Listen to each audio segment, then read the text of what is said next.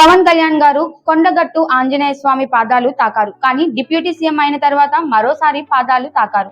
ఆ పాదాలు ఎవరివో తెలుసా? హైపర్ ఆది చేసిన ఈ కామెంట్స్ ఇప్పుడు వైరల్ గా మారాయి. అయితే ఇది దేవుడి పాదాల గురించి కాదు. తన అన్నయ్య మెగాస్టార్ చిరంజీవి పాదాలను పవన్ కళ్యాణ్ తాకారని హైపర్ ఆది చెప్పిన మాటలపై ఇప్పుడు చర్చ జరుగుతోంది. సాధారణంగా ఒక వ్యక్తి రాజకీయంగా ఎంత ఎదిగినా తనకు జీవితంలో దారి చూపిన వ్యక్తుల పట్ల గౌరవాన్ని మర్చిపోకపోవడం చాలా అరుదుగా కనిపిస్తుంది.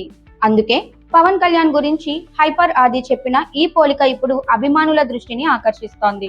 పవన్ కళ్యాణ్ గారు కొండగట్టు ఆంజనేయ స్వామి పాదాలు తాకి వెళ్లి గెలిచి డిప్యూటీ సీఎం అయి తిరిగొచ్చి ఇంకొకరి పాదాలు తాకారు. ఆయనే మెగాస్టార్. ఇలా తోపులందరూ కలిసి డిసైడ్ చేసిన తోపే మెగాస్టార్.